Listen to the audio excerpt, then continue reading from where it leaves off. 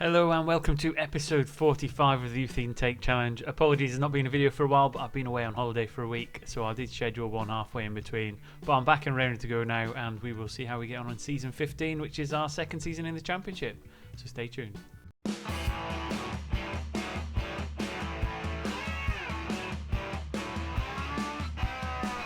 And welcome back, starting with an update on where we are in the competitions. Championship, you can see we're 12th, so we're having an alright season actually. We've done quite well. We've got 9 wins, 10 losses, 3 draws, but we're going along quite steady. We get some good results. We've beat a couple of teams that maybe we shouldn't have really beat. We've beat some that maybe we've been expected to, and then we've lost the odd surprise one. But overall, I think it's worked out quite well. Bristol City have been deducted 12 points, but they've still managed to pull themselves out of the relegation zone, so they're having quite a phenomenal season. They'd be on 34 points, so they'd be just outside the playoffs if it wasn't for the deduction. In terms of the FA Cup, we've got a draw against, well, it's at home, so that's quite good, but it's against Burnley, so that could be quite a tough game.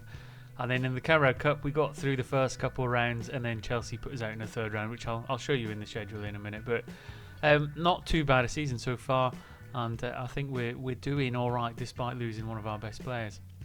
In terms of the schedule, Utinas in the opening game defeat at Bolton. We did follow that up with a 1-0 win at Morecambe in the Carabao Cup, 97th minute winner, which is pretty good to sneak it right at the death. I think we were the better side in that game as well. Then we've got 2 wins in a row in the Championship. We beat Portsmouth 3-2, Tony Dunk with 2 and McAvoy with 1. We then beat Preston away, Callum Coleman and Jody Mandanda. Coleman hitting a volley from a corner as well, which was quite a good goal for him. Blackburn, we got beat 2-1, Coleman getting a second game in that match. He's having a good season. A 0-0 draw with Plymouth. Again, another point on the board. We got favourable draw away at Bromley in the second round of the Carabao Cup, which we won 3-0. Spence with 2 and Lynch with 1. Slipped to 1-0 defeat at Norwich, which I think we could have done a little bit better on. But unfortunately, sometimes these things happen. And then Chelsea, despite us getting a goal and getting back on level pegging at 1-1, they went on to dominate in the second half and secured a 4-1 victory. But again, it was nice to test ourselves against one of the big clubs. And I don't think we were completely shamed, but we didn't get a positive result. West Brom, we got beat 1-0. A very tight, cagey game again. Then we got 3 wins in a row this time. Birmingham 2-1, 2 goals from McAvoy. Reading we beat 2-1 with Duncan Dimitriadis. And then we beat Ipswich with a Barrett Ozar penalty, who's starting to assert himself on the left-hand side. Much to the point now that I'm thinking of maybe letting Dimitriadis go and letting Ozar come on full-time. He then got another penalty in the next game against Crystal Palace. Tony Dunk as well, but we still slipped to a 3-2 defeat. And then we had victories against QPR and Huddersfield in October. John O'Carr, Ozer again, starting to show that he's got a bit of promise on that left-hand side. And we've switched him tactically as well to become an inside forward rather than a winger. Losses to Luton and Fulham put us back in our kind of place. And then into November, another couple of losses at Brighton and Derby, probably to be expected. No return though, which was a little bit of a surprise. We couldn't get a goal. Beat Stoke 2-1, Tony Dunk and Van der Heuvel with a penalty. And then Peterborough, we got 2-2. We were 2-0 up in that game. It was a bit of disappointment to go on and lose. Sorry, we 1-0, 2-1 up. Then we went on to concede a second. But Sunderland, that was the one that really bit a little bit. We had a few players out through injuries, etc. But we just couldn't compete with them at all. Bristol City, despite their 12-point deduction, we couldn't see them off either at home. I thought we were quite comfortable in terms of possession and chances. We just couldn't get a goal. And then, much to my surprise, we managed to beat Cardiff away with Tony Dunk getting 2 goals. So that's where we are. In terms of the Championship, if I just get up there, I think we're looking all right. 30 points, 6 points outside the playoffs, which I think is probably a bit of a stretch to try and get into there. When you look at the wage spending and etc., we're nowhere near it.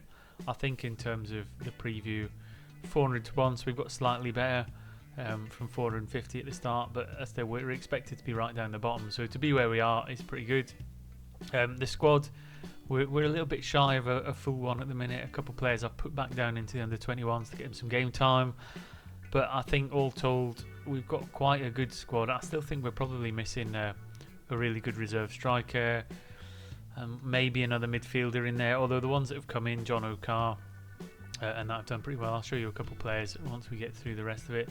Dynamics wise, we're finally fully green. Everyone is happy. We've not got anyone wanting to get away, etc. The training wise, we're still doing pretty good. Lots of good trainers, not too many poor ones, but I think we're doing all right, and that's helped with the morale at the club. But I'm still going in and praising them as we go. Montel Clifford's one we'll look at, who's coming as a full-time centre half now, and I think that's pretty much where we are. I mean, club vision wise, I think when you go into the board, we've nearly finished the training facilities. The stadium expansion's completed for an extra 2,500 seats, which is going to help us financially. I have asked for youth level and youth facilities, but they've turned them both down. I asked for them off the back of the sales we'd had before. So if I look at the finances, we were plus 11 million, we're now plus 8 million, so it is coming down quite quickly. We're going to have to find a way to recoup that either through player sales or further expansions to the stadium, but long term I think the projection still looks pretty grim. So we're still on a downward spiral. We've got to find a way to turn it either through competitions or player sales, but we'll see. In terms of the squad, I think the ones to pick out really is Montel Clifford, who's coming as a first team centre half now. He's just signed a new contract. He's going up really well. So in terms of his progress, massive upward curve. Not surprising because he's playing week in, week out. Attribute wise, since he came in, I mean, his physicals have all gone up by at least 4. Well, the majority of them. You can't see them quite behind my head, but like his pace, stamina, strength, which are the bottom 3, have gone up. His mental ability's gone up through exposure to playing games, and he's seen a little bit in terms of his technical attributes, tackling and marking, but significant changes in mental and physical, not so much in the technical. But in terms of his stats being in the right places, he is really good. He's 184 centimetres tall, so he's pretty tall. He's not got any player traits yet, but he's reasonably good spread across the physical, and his heading, marking and tackling, which is the 3 you really want, are all on point. So at 20 years old, he is the long-term replacement to Christopher Friday, who left in the previous episode, and he is doing spectacularly well since he came in. Another one that crept in there, it's probably worth looking at, is Matt Mulligan. So he'd started outside the squad at the start, and I think John de Havilland was a kind of our next best at centre half. But Matt Mulligan, he stepped in, had a few little appearances, 188, so slightly taller. Again, his progress is going up because he's getting a few more games, and his attributes since he started are starting to peak up now. So his strength's gone up by 5 in the physical, slight improvement in his technicals and slight in his mentals. But the more and more exposure he gets to first team, he's probably now stepped up to be the full-time reserve centre half, and I think at 17 years old he's got potential to go really far. He's fairly professional as well, so I think his height and his jumping reach and everything is all just playing into him being a really good centre half. So Matt Mulligan, really good. John de Havilland doesn't quite, I mean, it's weird because he's got slightly higher potential, but he doesn't seem to be quite there yet, but I think he will get there. Again, fairly professional. He has made a couple of appearances. His progress it should be going up slightly, so, and then his long-term progression, bear in mind they're still quite young, he's had a slight improvement to mental and physical, not as much as some of the others, certainly not as much as Clifford, but yeah, he's looking pretty good in there. The other ones to look at, John O'Carr's had more and more games in the midfield. He's looking like quite a handy player. I won't go into his progress, etc., but he's getting more and more games in the middle of the park. He can do a bit of ball winning, he can do a bit of attacking, so he's slotted in really well. And again, another fairly professional, promising midfielder, and he's got a huge number of traits to his repertoire as well, so he's getting more and more exposure. Only 18, and I think he's going to be a long-term successful player for us in the midfield. The other one worth looking at, Eric Lynch, midfield. He played a lot last season. He's getting lots of games again this season. He can deputise for either Mandanda or Spence, so he is getting his fair share of game time. Again, his abilities and his stats are in the right places, and although he's not signed a super long-term contract, I think the young Irishman is going to be with us for a huge number of years, and he's going to be a successful one. So maybe Lynch and Carr long-term will be the centre partnership. Probably worth looking at Dean Spence. He's been at the club longer than anybody else. He's worth 10 to 11 million.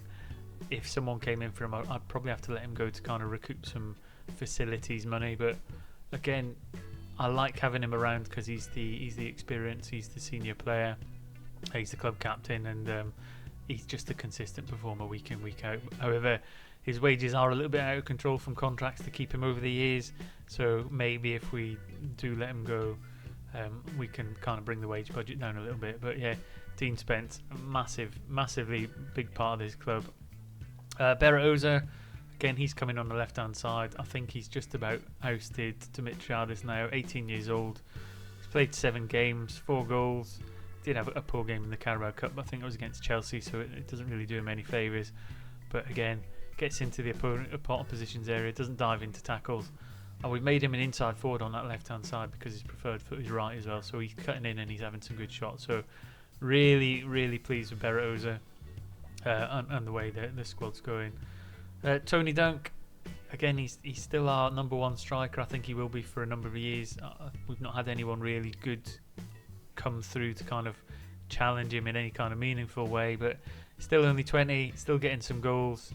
Unambitious is a little bit of a problem, but he's getting goals. He's in the Championship, and I think he's got potential to go a little bit further in the future. And then Jedi Mandanda, always worth taking a peek at. Again, 8.8 to 12 million. There is some interest in him as well from Burnley and Auxerre. He's just a brilliant player. And between him and Friday, I mean, it was a toss-up between which one you'd want to lose, but I think that engine room in the middle of the park with Mandanda is going to give us that kind of long-term success and platform that we need. So that's where we are in terms of the squad and the competitions, etc. What we want to see is what's coming next in terms of the intake. So a quick look at the squad planner will show you that I mean, we're quite good for goalkeepers. A left back would probably be alright. I think we've got a really good right back in Coleman. We've got a couple good centre halves coming through, so I'm not too concerned in that area. A defensive midfielder would maybe give us a little bit of competition for Peterson and a long-term replacement, but actually if we go attacking, we might be able to swap some of our lesser-known players into that attacking role, which we tried a few seasons ago, didn't quite work out, and we came back to a defensive midfielder, but maybe that's something we can look to in the future. And then central midfield, we're pretty solid in there, but you could always use another one. We do have a couple of young ones coming through, the under-21s and the under-18s, but I think the right wing, again, we're looking quite strong. Taylor's a really good presence out there. We've got Silverio van der Heuvel on the left, on the right. Dimitriadis will be overtaken by Oza. Maybe we need a left winger coming in. And then up front, we've got Duncan Taylor. There are some youth prospects that aren't quite ready yet, but we'll see. We'll see what comes through, and we'll see what comes back next season. In terms of them youngsters, it's probably worth just looking at the development centre. In terms of the under-21s, huge amount of potential is the first thing I would say there. We're trying to get a few of these out on loan, but you can see there's like 10 to 15 players there with 4 to 5 star potential. It's just getting them the game time they need, either in the under-18s or out on loan, to get them up into their full potential. Anyone who's below a 4-star now, start to transfer list some of these. So Kane, Charles and Farrell, we want to move on to make room for the next batch coming through. Under 18 wise, again, very similar. There's a couple in there that they're still benefiting from the training up until the age of 18, so I don't want to loan too many of them out. But when they get to that kind of 18 years, we either need to loan them out or get them away, a pathway into the squad. So like Robbie Harris, potential to be a lot better than Carl Peterson. Again, he just needs to kind of realise that potential, but it's very difficult to get him in the first team. Jordan Canterton as well could become better than Dean Spence, and if he does, oh my, if we got a player on our hands. But yeah, that's where we were. All that being said, we have the youth intake preview. There we go. One goalkeeper, I think, who is great prospect. Again, we've been blessed with goalkeepers. I don't know if it's to do with who we've got as the youth intake or the youth coach, but we seem to get a lot of good goalkeepers come through. First time in a while, we've got a central midfielder coming in, so a top prospect in the centre midfielder, which we've got 2 coming through, and then an attacking midfielder, one we should keep an eye on as well, so that might spark that kind of formation change. Centre backs, not particularly good ones coming through. There's 2. Full backs, we're struggling again. Wingers, I mean, we still need someone else out on the left, so maybe Dimitriadis stays for a bit longer. Wing backs, nothing, but I'm not too concerned about that. And no defensive midfielders, which can be a problem because we've not got much strength in depth in that position. But that's the intake. So that's an update on where we are. We've got the schedule coming through. I'm going to get straight into it now. I'm back from holiday and get through some games and hopefully get you another episode out before the end of the week. In fact, I definitely will. And until next time, keep your fingers crossed that we can get up there and challenge for a playoff place. If not, a mid-table will be all right. Enjoy your saves, enjoy your games, enjoy your week, and I will see you next time. Take care.